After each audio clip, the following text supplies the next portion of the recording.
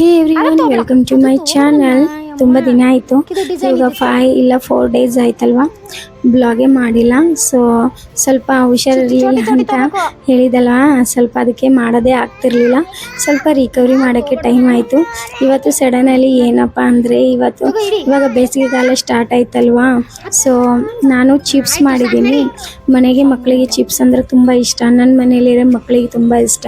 So ಮಾರ್ಕೆಟಲ್ಲಿ ಕೊಂಡು ತರಬೇಕಿತ್ತು, ಮನೇಲೇ ಮಾಡಿ ಕೊಟ್ಟಿದ್ದು ತುಂಬ ಹೈಜೆನಿಕ್ ಕೂಡ ಇರುತ್ತೆ ಅಂತ ಅಂದ್ಕೊಂಡು ಇವತ್ತು 2 kg ಪೊಟ್ಯಾಟೊ ಚಿಪ್ಸ್ ಮಾಡ್ತಾಯಿದ್ದೀನಿ.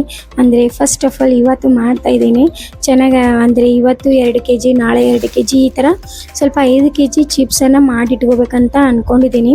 ಸೊ ಹೆಂಗೆ ಮಾಡಬೇಕು ನಿಮ್ಗೆ ಗೊತ್ತಿರಲಿಲ್ಲ ಅಂದರೆ ಒಂದು ಕ್ವಿಕ್ಕಾಗಿ ಹೇಳ್ಬಿಡ್ತೀನಿ. ಸೊ ಈ ಥರ ಚಿಪ್ಸನ್ನು ಮಾಡಿ ಹೊಯ್ದೊಡೆ ನೀರಲ್ಲಿ ಸ್ವಲ್ಪ ಉಪ್ಪನ್ನು ಬೆರೆಸಿ ಕುದಿಸಬೇಕು. ಅಂದರೆ ಸ್ವಲ್ಪ ಅದು ನಮ್ಮ ಕೈಯಲ್ಲಿ ಕುದ್ದಿದೆ ಅಂತ ಅಂದ್ಕೊಂಡು ಬಿಟ್ಬೇಕಂದ್ರೆ, ಕುದ್ದಿದೆ ಅಂತ ಗೊತ್ತಾಯ್ತಂದರೆ ಸ್ವಲ್ಪ ತೆಗೆದು ಒಣಗಬೇಕು.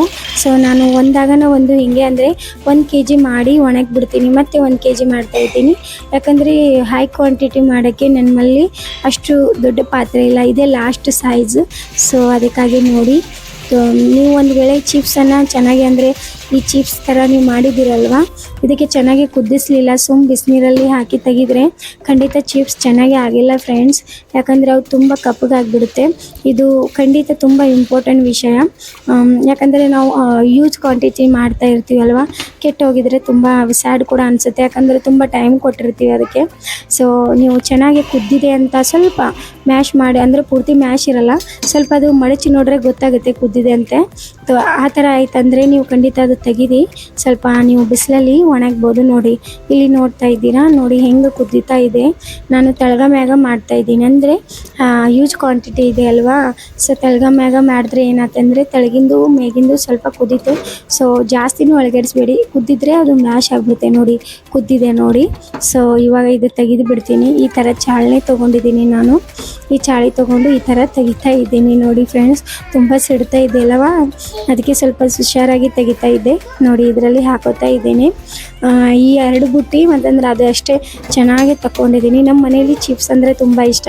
ನಮ್ಮಮ್ಮ ಕೂಡ ಪ್ರತಿ ಸಲ ಮಾಡ್ತಾಯಿದ್ರು, ನಾ ಅಲ್ಲೇ ಮನೆಯಲ್ಲೇ ಮಾಡ್ತಾ ಇರ್ತಿದ್ದೆ ಪ್ರತಿ ಸಲ. ಬಟ್ ಇವತ್ತು ಇಲ್ಲಿ ಗೊಬ್ಬರಲ್ಲಿ ಮಾಡ್ತಾಯಿದ್ದೀನಿ. ಫಸ್ಟ್ ಟೈಮ್ ನಾನು ಮಾಡ್ತಾಯಿದ್ದೀನಿ, ನಮ್ಮಮ್ಮ ನಾನು ಕೂಡಿ ಇಬ್ಬರು ಕೂಡಿ ಮಾಡ್ತಾಯಿದ್ದೀವಿ. ಫಸ್ಟ್ ಟೈಮ್ ಮಾಡ್ತಾಯಿದ್ದೀನಿ.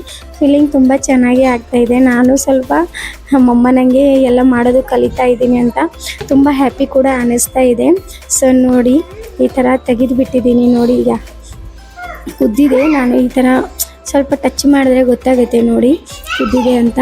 ಈಗ ಅಂದರೆ ಅದು ತುಕಡಿ ಆಗ್ಬಿಡುತ್ತೆ.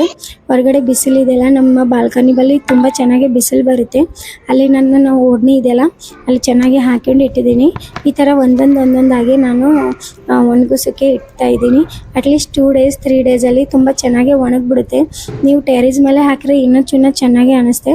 ಬಟ್ ನಮ್ಮ ಟೆರೇಸಲ್ಲೇ ಹಾಕ್ತಾ ಇರಲಿಲ್ಲ, ಇಲ್ಲಿ ಬಾಲ್ಕನಿಯಲ್ಲಿ ಕೂಡ ತುಂಬ ಚೆನ್ನಾಗಿ ಬಿಸಿಲು ಬರುತ್ತೆ. ಸೊ ಆ ಕಾರಣದಿಂದ ಇಲ್ಲೇ ಹಾಕ್ತಾ ಇದ್ದೀನಿ. ಯಾರು ವಿಡಿಯೋಲಿ ನೀವಿದ್ದೀರಾ ಅಂದರೆ ಖಂಡಿತ ಸಬ್ಸ್ಕ್ರೈಬ್ ಮಾಡ್ಕೊಳ್ಳಿ. ಸೊ ನನ್ನ ಯೂಟ್ಯೂಬ್ ಫ್ಯಾಮಿಲಿ ಎಲ್ಲರೂ ಕೂಡ ತುಂಬ ಚೆನ್ನಾಗಿ ವಿಡಿಯೋ ನೋಡಿ, ಎಂಟನ ನೋಡಿ, ನಿಮಗೆ ಯಾವ ಥರ ವಿಡಿಯೋ ಇಷ್ಟ ಅಂತ ಖಂಡಿತ ನನಗೆ ಕಮೆಂಟ್ ಮೂಲಕ ತಿಳಿಸಿ. ಖಂಡಿತ ನನ್ನ ಕೈಲಿ ಆದರೆ ಆ ಥರ ವಿಡಿಯೋನ, ಅಂದರೆ ಫ್ಯಾಷನ್ ಅಲ್ಲಿ, ಲೈಫ್ ಸ್ಟೈಲ್ ಅಲ್ಲಿ, ಡೈಲಿ ಬ್ಲಾಗ್ಸ್ ಅಲ್ಲಿ, ಇದ್ರ ಒಳಗಡೆ ನಿಮ್ಗೆ ಯಾವ್ದು ಇಷ್ಟ ಅಂತ ಖಂಡಿತ ಕಮೆಂಟ್ ಮಾಡಿ. ಖಂಡಿತ ನಾನು ಅದರ ರಿಪ್ಲೈ ಕೊಡ್ತೀನಿ. ನೋಡಿ ಈ ಥರ ಒಂದೊಂದಾಗಿ ಎಲ್ಲಷ್ಟು 2 kg ಪೊಟ್ಯಾಟೊ ಚಿಪ್ಸನ್ನು ಒಣಗಾಕಿದ್ದೀನಿ. ಇವತ್ತು ಒಣಗಾಕಿದ್ದು ಪ್ರೊಸೆಸ್ ಆಗಿದೆ. ಸೊ ಇವಾಗ 2 days ಬೇಕಲ್ಲ ಒಣಗಕ್ಕೆ.